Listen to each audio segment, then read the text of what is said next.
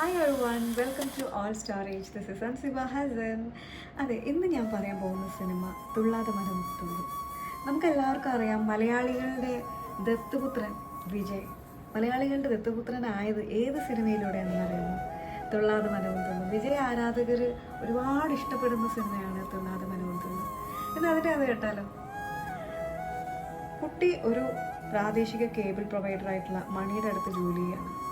അങ്ങനെ ഭയങ്കര ദാരിദ്ര്യത്തിലൊക്കെ ജീവിക്കുന്ന ഒരാളാണ് കുട്ടി. പക്ഷേ നല്ല ശബ്ദത്തിനുടമയാണ് കുട്ടി. കുട്ടിയുടെ പാട്ട് എല്ലാവർക്കും ഭയങ്കര ഇഷ്ടമാണ്. പക്ഷേ കുട്ടിക്ക് കുട്ടിയുടെ ഈ കഴിവുകളൊന്നും പ്രകടിപ്പിക്കാനുള്ള അല്ലെങ്കിൽ ഈ പ്രതിഭ തെളിയിക്കാനുള്ള ഒരു അവസരമൊന്നും ഉണ്ടായിരുന്നില്ല. അങ്ങനെ കുട്ടിയുടെ പാട്ടുകൾ കേൾക്കുന്ന എല്ലാവർക്കും കുട്ടിയെ ഇഷ്ടമാണ്. അതിന് തൊട്ടടുത്ത് തന്നെയാണ് ഒരു കോളേജുള്ളത്. ആ കോളേജിലാണ് രുക്മിണി ഉള്ളത്. രുക്മിണി ഇടയ്ക്കിടെ ഈ പാട്ടുകൾ കേൾക്കാറുണ്ട്. അങ്ങനെ പാട്ടുകൾ കേട്ട് കേട്ട് ഇത് കുട്ടിയുടെ ശബ്ദമാണ് എന്ന് അവൾ മനസ്സിലാക്കി. കുട്ടി അവൾ കാണുന്നില്ല.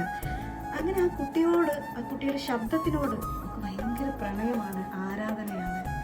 ഇതിനിടയിൽ ഇവൾ കുട്ടിയെ കാണുന്നുണ്ട്. പക്ഷെ കുട്ടിയെ കാണുമ്പോഴെല്ലാം അടി ഉണ്ടാക്കുന്ന രീതിയിലാണ് കണ്ടിട്ടുള്ളത്. അതുകൊണ്ട് തന്നെ കുട്ടി ഒരു റൗഡിയാണ് എന്നാണ് രുക്മിണി തെറ്റിദ്ധരിച്ചിരിക്കുന്നത്.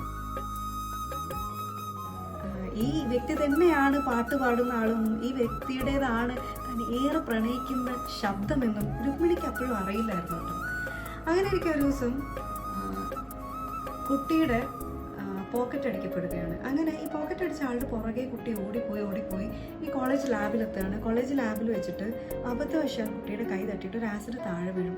അങ്ങനെ രുക്മിണിയുടെ കാഴ്ചശക്തി പൂർണ്ണമായിട്ട് നഷ്ടപ്പെടും. അപ്പോൾ രുക്മിണിയുടെ കാഴ്ചയിൽ അവസാനത്തെ രംഗം എന്ന് പറയുന്നത് കുട്ടിയുടെ കൈ തട്ടിയിട്ട് ആസിഡ് താഴെ വീഴുന്നതും തൻ്റെ കാഴ്ചശക്തി അത് കാരണം പോകുമോ എന്നുള്ളതാണ്. അത് കാരണം തന്നെ അവൾക്ക് ഏറ്റവും വെറുപ്പ് കുട്ടിയോടാണ്.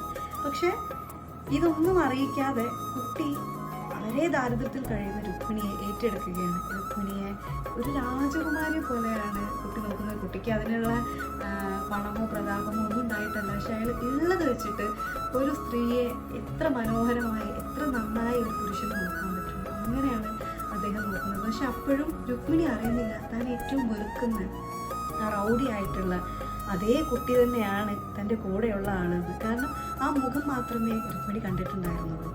ആ ശബ്ദം ഇദ്ദേഹത്തിൻ്റെ ആണ് എന്ന് അവൾക്ക് അറിയില്ലായിരുന്നു. അതുകൊണ്ട് തന്നെ അവൾ ഏറ്റവും കൂടുതൽ വെറുക്കുന്നത് കുട്ടിയെയാണ്. ആ ആളാണ് കൂടെ ഉള്ളത് എന്ന് രുക്മിണിക്ക് അറിയില്ലായിരുന്നു. അങ്ങനെ രുക്മിണി കുട്ടിയെ അഗാധമായി പ്രണയിക്കാൻ തുടങ്ങിയാണ്. കാരണം ഇത്രയും നന്നായിട്ട് തന്നെയും തൻ്റെ മുത്തശ്ശിയെയും നോക്കുന്ന ഒരു വ്യക്തിയാണ് കൂടെയുള്ളത്. ഇത്രയും നന്നായിട്ട് കെയർ ചെയ്യുന്ന ഒരാൾ അവൾക്ക് ജീവിതത്തിൽ അവൾക്ക് ഉണ്ടായിട്ടേ ഉണ്ടായിരുന്നില്ല. അങ്ങനെ ഇരിക്കെയാണ് കുട്ടിയുടെ അമ്മ മരണപ്പെടുകയും കുട്ടിയുടെ അമ്മ കണ്ണ് ദാനം ചെയ്തിട്ടുണ്ടായിരുന്നു. ആ കണ്ണുകൾ രുക്മിണിക്ക് മാച്ചാണെന്ന് കുട്ടി കണ്ടുപിടിക്കുന്നുണ്ട്. അങ്ങനെ ഇതിൻ്റെ ഓപ്പറേഷൻ നടത്താൻ വേണ്ടി അവർ തീരുമാനിക്കുകയാണ്. അങ്ങനെ ഓപ്പറേഷൻ നടത്താൻ വേണ്ടി തീരുമാനിക്കുന്ന സമയത്താണ് ഇതിന് 40,000 രൂപ ചിലവാകും. ആ പൈസ കുട്ടിയുടെ കയ്യിൽ ഇല്ലെടുക്കാനും. അങ്ങനെ അയാൾ തൻ്റെ കിഡ്നി വിൽക്കാം എന്ന് തീരുമാനിക്കുകയാണ്. അങ്ങനെ പൂനെയിൽ പോയിട്ട് അദ്ദേഹം കിഡ്നി വിൽക്കുകയാണ്. ആ കിഡ്നി ഡൊണേറ്റ് ചെയ്തിട്ട് ആ പൈസ കൊണ്ടാണ് രുക്മിണിയുടെ ഓപ്പറേഷൻ നാട്ടിൽ നടത്തുന്നത്. അങ്ങനെ അദ്ദേഹത്തിൻ്റെ ഓപ്പറേഷൻ കഴിഞ്ഞ് പൂനെയിൽ നിന്ന് ചെന്നൈയിലേക്ക് വരുന്ന വഴി റെയിൽവേ സ്റ്റേഷനിൽ നിൽക്കുകയാണ്. പൂനെ റെയിൽവേ സ്റ്റേഷനിൽ നിൽക്കുന്ന സമയത്ത് ഒരു ബോംബ് ബ്ലാസ്റ്റ് ചെയ്യാൻ വേണ്ടി പ്ലാൻ ചെയ്ത ഒരു വ്യക്തി അയാളുടെ ബാഗ് കുട്ടിയുടെ കയ്യിൽ നോക്കാൻ ഏൽപ്പിച്ചിട്ട് പോവുകയാണ്. ബാഗിനകത്ത് എന്താണെന്നറിയാതെ കുട്ടി ആ ബാഗ് സൂക്ഷിക്കുന്നു. പോലീസും സംഘവും ഒക്കെ വരുമ്പോൾ ഈ ബോംബ് കണ്ടെത്തുന്നത് കുട്ടിയുടെ കയ്യിൽ നിന്നാണ്. അങ്ങനെ കുട്ടിയെ ജയിലിലടക്കുകയാണ്. കുട്ടി 7 വർഷങ്ങളാണ് ജയിലിൽ കിടക്കുന്നത്.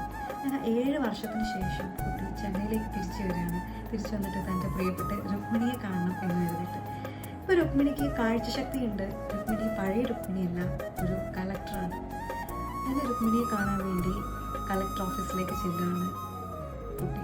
അവിടെ ചെന്ന് കഴിയുമ്പോൾ രുക്മിണി കുട്ടിയെ കാണുമ്പോൾ രുക്മിണിയുടെ മനസ്സിൽ ആദ്യം ഓർമ്മ വരുന്നത് ആസിഡ് തള്ളിയിടുകയും അത് കാരണം തൻ്റെ കാഴ്ചശക്തി നഷ്ടപ്പെടുകയും ചെയ്തതും കുട്ടി മുന്നേ ചെയ്തിട്ടുള്ള ഫൈറ്റ് സീനുകളൊക്കെയാണ്. അങ്ങനെ അത് കാരണം തന്നെ രുക്മിണിക്ക് അറിയില്ല തന്നെ ഏറ്റവും കൂടുതൽ പരിചരിച്ച, തന്നെ ഏറ്റവും കൂടുതൽ സ്നേഹിച്ച, താൻ സ്നേഹിച്ച ശബ്ദത്തിൻ്റെ ഉടമയാണ് ഈ മുന്നിൽ നിൽക്കുന്നതെന്ന്.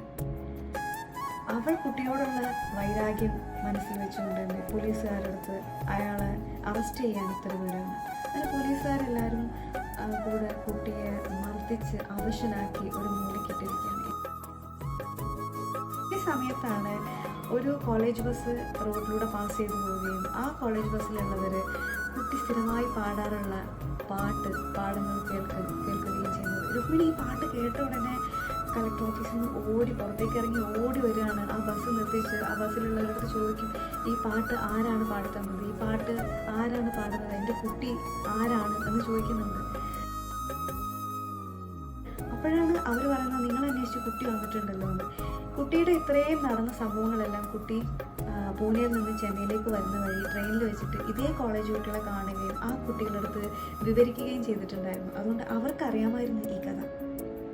ഇതേ സമയത്താണ് കുട്ടി ദൂരെ നിന്നിട്ട് സ്ഥിരമായി പാടാറുള്ള ആ പാട്ട് വീണ്ടും പാടുന്നത്.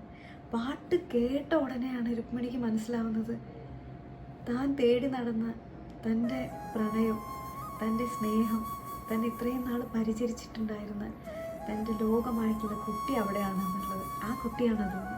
അങ്ങനെ രുക്മിണി ഓടിച്ചെന്ന് കുട്ടിയെ ഗാഢമായി വാരിപ്പുണരുകയാണ്. അപ്പോഴാണ് രുക്മിണിക്ക് മനസ്സിലാവുന്നത്, ഇതാണ് തൻ്റെ കുട്ടിയെന്ന്. ചോദിക്കുന്നുണ്ട് കുട്ടിയോട്, ഒരു തവണയെങ്കിലും പറഞ്ഞില്ലായിരുന്നു ഞാനാണ് കുട്ടിയെന്ന്. അവൾക്കറിയില്ലായിരുന്നല്ലോ. ഈ സിനിമയാണ് വിജയ്ക്ക് ഏറെ ആരാധകരെ എല്ലാ ഇടങ്ങളിലും നേടിക്കൊടുത്തത്, പ്രത്യേകിച്ച് കേരളത്തിൽ. അങ്ങനെ കേരളത്തിൻ്റെ ദത്തുപുത്രനായി. Okay, tata bye. അപ്പോൾ ഈ സിനിമ കാണാത്തവർക്കൊക്കെ അല്ലെങ്കിൽ കേൾക്കാത്തവർക്കൊക്കെ ഇഷ്ടപ്പെട്ടു എന്ന് കരുതുന്നു. വീണ്ടും ഒന്നുകൂടെ കാണണമെന്ന് തോന്നുന്ന ആൾക്കാർ വീണ്ടും പോയി യൂട്യൂബിലൊക്കെ സെർച്ച് ചെയ്ത് കാണാം, അല്ലെങ്കിൽ ഏതെങ്കിലും OTT പ്ലാറ്റ്ഫോംസിലൊക്കെ ഉണ്ടാവും. Tata bye.